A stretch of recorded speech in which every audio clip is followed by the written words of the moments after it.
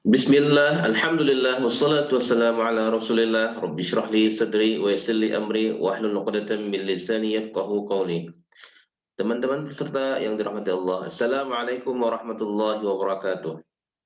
Alhamdulillah kita bisa bertemu kembali dan kita masuk ke pelajaran 4A, masih bagian satu tentang salat. Semoga Allah Subhanahu wa taala senantiasa memudahkan kita untuk belajar bahasa Arab ini. Baik teman-teman peserta, insya Allah di pelajaran ini kita akan belajar surat Al-Fatihah ayat ke-6 dan ke-7, dan nanti insya Allah di bagian tata bahasa kita akan pelajari tentang bentuk feminin dari kata benda muslimatun, al-muslimatu, hiya rabbah, dan seterusnya. Pada pelajaran ini total kita belajar 10 kosakata baru yang mana tersebutkan dalam Al-Quran hampir 3.298 kali. Dan insya Allah di akhir pelajaran keempat ini, total kita belajar 44 kosakata yang terdapat di Al-Quran hampir 15.387 kali. Baik, teman-teman peserta yang dirahmati Allah, kosakata surat Al-Fatihah terulang dalam Al-Quran 7.500 kali. Ya, ini kosakata yang terdapat di surat Al-Fatihah dalam Al-Quran terulang hampir 7.500 kali. Kalau ditambah dengan kosakata yang ada di Ta'awuz, total ada 9.000 kali. Baik, kita lanjutkan ke ayat 6. A'udzubillahi minasyaitonirrajim. Ihdinas siratal mustaqim. Tunjukilah kami jalan yang lurus. Tunjukilah kami ke jalan yang lurus. Ihdina. Ihdina, tunjukilah kami. Ihdi itu tunjukilah. Na, kami. Ihdina, tunjukilah kami. Ihdina, tunjukilah kami. Kita sering mendengar kata petunjuk hidayah. Ya, hidayah petunjuk atau huda. Huda juga artinya petunjuk. Hidayah petunjuk, huda petunjuk. Ihdina, tunjukilah kami. Hidayah petunjuk. Ya. Al-Quran petunjuk bagi kita, manusia, bagi orang-orang bertakwa. Hudal lil muttaqin. Ya, kita tahu di surah Al-Baqarah ayat kedua, hudal lil muttaqin, petunjuk bagi orang-orang yang bertakwa. Hudal linnas, petunjuk bagi manusia. Jadi Al-Quran itu petunjuk bagi manusia. As-sirata, as-sirat artinya jalan. Ya, terulang dalam Quran 45 kali. As-sirata, jalan. Al-mustaqim, ya. Mustaqim artinya lurus. Lurus seperti gambar tanda panah di sebelah kanan, lurus, tidak ada ke kiri, tidak ada ke kanan, tidak ada bengkok-bengkok, lurus, mustaqim. Terulang di Al-Quran 37 kali. Nah, kita telah pelajari bahwa as-sirata itu ada al di depannya, itu berarti katanya spesifik. Ya, kita telah pelajari di bagian kata tunggal untuk membuatnya spesifik, tambahkan al di depannya. Jadi as-sirata dia menjadi spesifik, jadi ke jalan yang spesifik, yaitu siratal mustaqim, jalan yang lurus. Jalan yang lurus, as-siratal mustaqim, jalan yang lurus. Nah, teman-teman peserta yang diminta Allah Subhanahu wa taala, apa makna kandungan dari ayat 6 surat Al-Fatihah ini? Ya. Tunjukilah kami ke jalan yang lurus, artinya tunjukilah kami ke jalan yang benar dalam setiap aspek kehidupan kami. Dalam aspek kehidupan yang kita jalani, maka kita memohon pada Allah Subhanahu wa taala, tunjukilah jalan yang benar yang kami lalui. Menjadi seorang muslim adalah langkah awal dari petunjuk. Kita membutuhkan petunjuk Allah saat mendirikan sholat, setelah sholat, saat bekerja, di rumah, di kantor, atau di kelas, ketika berinteraksi dengan teman, di pasar, saat digoda oleh syaitan, dan ketika melihat atau berhadapan dengan seseorang. Jadi kita senantiasa meminta petunjuk dari Allah Subhanahu wa taala. Sumber petunjuk utama adalah Al-Quran dan Sunnah, yaitu perkataan dan perbuatan Rasulullah SAW. Karenanya kita perlu memahami Al-Quran dan memahami hadis dengan baik. Ayat Al-Quran yang dibaca dalam sholat adalah bagian dari petunjuk Allah Subhanahu wa Ta'ala. Kita harus mencoba berlatih untuk memahaminya. Jika tidak, apakah kita benar-benar tulus, benar-benar ingin meminta petunjuk dalam sholat kita? Setiap sholat adalah pengingat bahwa memahami Al-Quran tidak hanya kebutuhan saja, tapi kebutuhan yang sangat mendesak. Allah Subhanahu wa Ta'ala akan menolong kita untuk mendapatkan petunjuk dari Al-Quran, hadis, dan dari tanda-tanda alam semesta jika kita senantiasa memperbarui keimanan dengan selalu melaksanakan sholat dan ibadah-ibadah lainnya.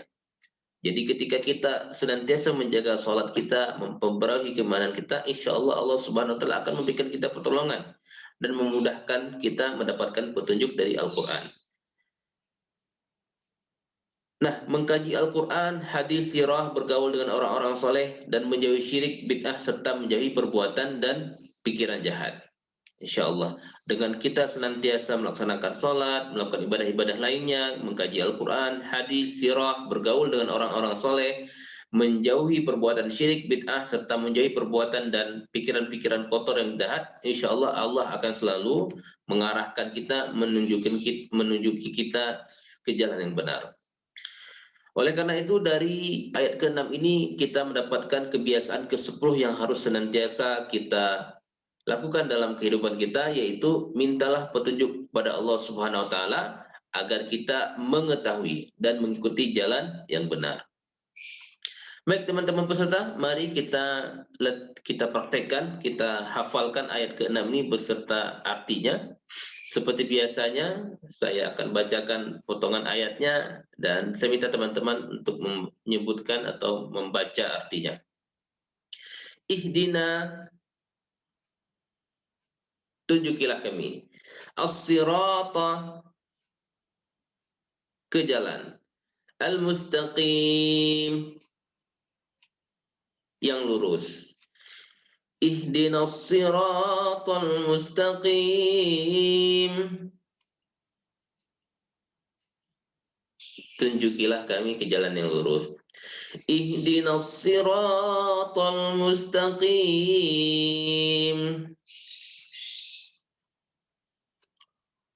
Tunjukilah kami ke jalan yang lurus. Alimu, teman-teman ajarkan. Pause video, ajarkan. Atau ulangi secara mandiri 2-3 kali ulangan. Silahkan. Baik, kita lanjutkan. Ayat selanjutnya. Siratal ladzina an'amta 'alaihim, yaitu jalan orang-orang yang engkau telah berikan nikmat atas mereka. Sirat sudah kita pelajari tadi, yaitu jalan. Sirat, jalan. Alladzina itu artinya orang-orang yang. Ini sangat sering terulang di dalam Al-Quran, hampir 1080 kali. Alladzina, orang-orang yang. An'amta, engkau telah berikan nikmat. Jadi an'amta, engkau telah berikan nikmat. In'am itu artinya nikmat. Alaihim, ala artinya atas, him itu mereka, alaihim atas mereka. Apa pesannya? Kandungan pesannya, Allah Subhanahu wa Ta'ala telah memberikan nikmat kepada para nabi, orang-orang yang jujur, para syuhada, dan orang-orang soleh. Pelajarilah jalan hidup mereka agar kita mampu membaca ayat ini dengan penuh penghayatan. Teladanilah Nabi kita tercinta, Nabi Muhammad SAW. Setidaknya ada 4 hal yang mesti kita kerjakan. Yang pertama adalah amalan. Amal hati seperti keimanan, keikhlasan, cinta Allah, dan bertakwa kepada Allah. Kemudian amal perbuatan seperti sholat, puasa, infak, zakat, naik haji, sedekah, serta berakhlak baik, dan seterusnya. Yang kedua adalah berdakwah atau mengajak orang lain kepada Islam. Yang ketiga, tazkiyah, yaitu membersihkan jiwa dan perbuatan, membersihkan hal yang buruk dan membiasakan hal yang baik. Al-Quran telah memberikan banyak contoh di dalamnya. Kemudian yang keempat, menerapkan nilai keislaman dalam keluarga dan masyarakat, menyeru kepada yang ma'ruf dan melarang kemungkaran. Teman-teman peserta yang dirahmati Allah, jika kita ingin bersama orang-orang yang Allah beri nikmat atas mereka, maka kita harus melakukan perkara ini. Beriman, beramal soleh, berdakwah, mensucikan diri, dan berteman, mensucikan diri dan teman dari hal buruk, dan menanamkan kebiasaan baik. Menyuruh yang ma'ruf dan melarang kemungkaran sebisa mungkin, semampu kita. Oleh karena itu, kebiasaan ke-11, ikutilah teladan yang baik. Ikutilah teladan baik, baca sirah mereka, baca sirah para nabi, baca sirah para salafus saleh, baca sirah para syuhada, para sahabat nabi. Periksalah amalan kita dengan mencontoh mereka dan buatlah rencana untuk mengikuti kebiasaan mereka dan praktekkan kebiasaan mereka dalam keseharian kita. Teladan di berbagai situasi ke depan. Siapa teladan dari berbagai situasi ke depan? Yang pertama adalah dari para nabi. Teladan yang paling sempurna ada pada Nabi Muhammad Sallallahu Alaihi Wasallam berdasarkan Al-Quran dan Sirah. Al-Quran telah memberikan kita sejumlah teladan lainnya. Dalam hal ketaatan, kita bisa meneladani Nabi Ibrahim alaihissalam.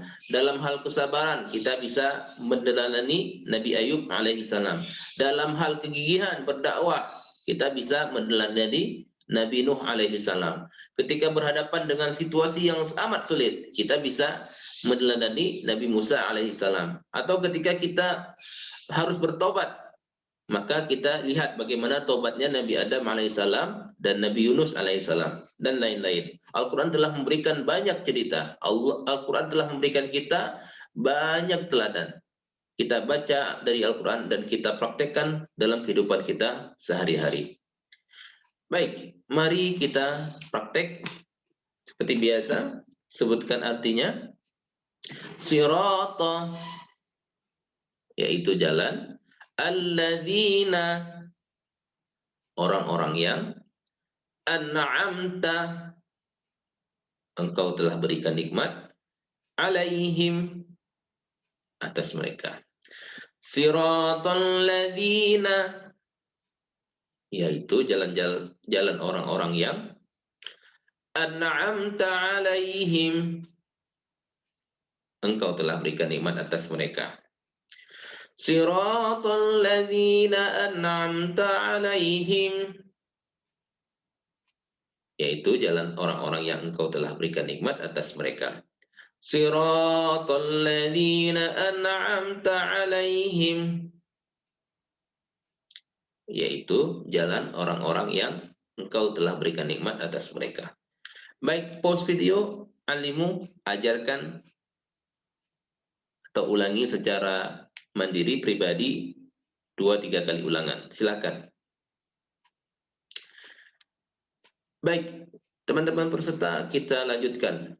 Ghairil maghdubi alaihim, bukan jalan orang yang mendapat murka engkau atas mereka. Bukan jalan orang yang mendapat murka engkau atas mereka. Ghair itu bukan, selain. 147 kali terulang di dalam Al-Quran. Ghair, bukan. Ya. Al-maghdub adalah orang yang mendapatkan murka. Murka dari siapa? Murkanya Allah Subhanahu wa taala. Maghdum, orang yang mendapatkan kezaliman. Maghdub, orang yang mendapatkan murka. Ya. Polanya, maghdum, orang yang mendapatkan kezaliman. Maghdub, orang yang mendapatkan murka.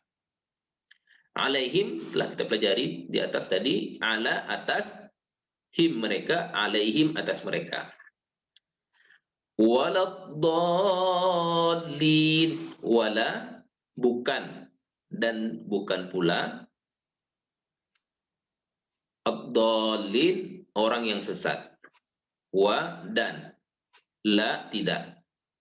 Ini lumayan banyak juga tersebut dalam Al-Quran, 1687 kali. Nah, tapi secara konteks kita terjemahkan dan bukan pula jalan orang-orang yang sesat. Wa dan la tidak. Ad-dhalin, orang-orang yang sesat. Ad-dhalin, orang-orang yang sesat. Dol, orang yang sesat. Dolun, itu bentuk jamak. Dolin. Ya, mesti ingat ketika kita pelajari bagaimana cara membuat jamak. Muslim, muslimun, muslimin. Dolun, orang yang sesat. Dolun, dolin, orang-orang yang sesat. Nah, kelompok pertama mereka yang mendapatkan murka. Ya, ghairil maghdub, al-maghdub kelompok yang pertama, mereka yang mendapatkan murka. Siapa mereka? Mereka yang tahu tapi tidak melakukan apapun. Cukup bayangkan bagaimana akhir hidup mereka yang mengerikan di dunia dan akhirat nanti. Semoga Allah Subhanahu wa taala menjaga kita agar kita tidak menjadi seperti mereka. Itu golongan yang pertama, golongan yang mendapatkan murka Allah Subhanahu wa taala. Kebanyakan kita hidup seperti seorang idola atau pemimpin. Ya, kita punya idola, kita ingin hidup seperti idola kita. Atau kita punya orang pemimpin yang kita segani, kita ingin meniru cara mereka berbicara, cara mereka berpakaian, bahkan gaya berjalan mereka.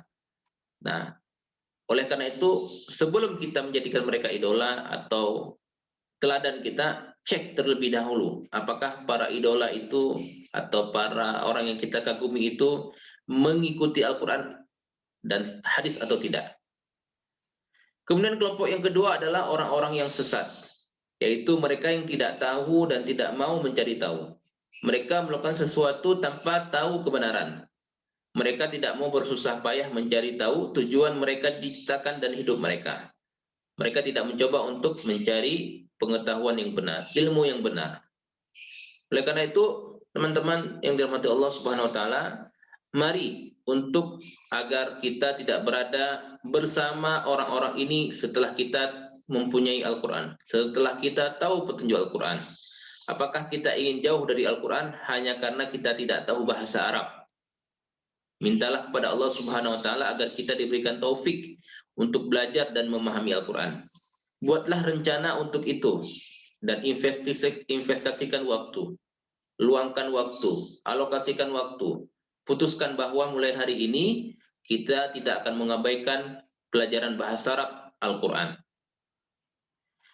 Kebiasaan ke-12, jauhilah model yang buruk. Semoga Allah Subhanahu wa taala menyelamatkan kita dari mengikuti mereka. Jadi ini kebiasaan ke-12, kebiasaan yang sangat penting.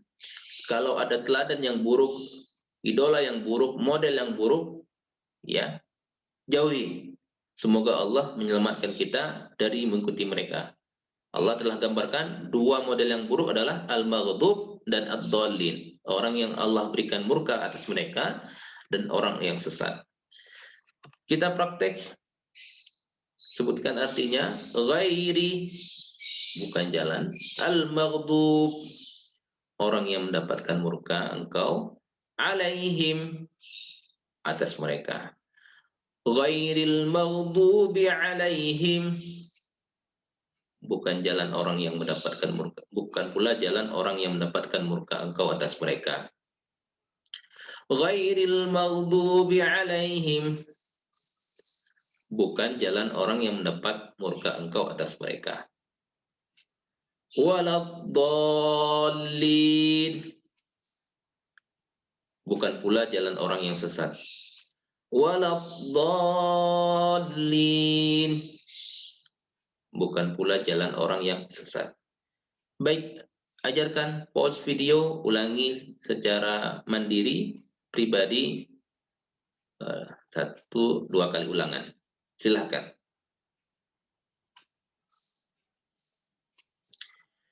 Baik, teman-teman peserta yang Allah Subhanahu wa taala, ya, dari pelajaran pertama sampai hari ini pelajaran keempat, kita telah mendapatkan 12 kebiasaan agar kita menjadi pribadi yang sukses. Ya, dari mulai ta'awuz, ya, ta'awuz kita telah pelajari. Pada bacaan ta'awuz kita mempelajari kebiasaan pertama, yaitu utamakan keselamatan. Mintalah kepada Allah Subhanahu wa taala keselamatan untuk apapun. Makanya kebanyakan doa kita mulai dengan ta'awuz. Itu kebiasaan pertama. Kemudian di ayat kedua, ayat pertama Al-Fatihah, Bismillahirrahmanirrahim, kita memperoleh dua kebiasaan. Yang pertama, selalu memulai apapun dengan Bismillah. Yang kedua, berbaik sangka kepada Allah Subhanahu wa taala. Kemudian di ayat kedua, Alhamdulillahirabbil alamin, kita dapat dua kebiasaan, pelajari alam semesta agar kita bisa memuji Allah dari hati kita yang paling dalam. Kemudian bersyukurlah kepada Allah.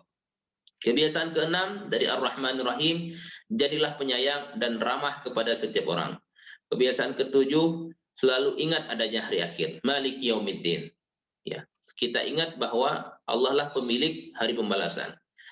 Kebiasaan kedelapan, Iyyaka na'budu, sembahlah Allah, beribadahlah kepada Allah agar hidup kita lebih bermakna.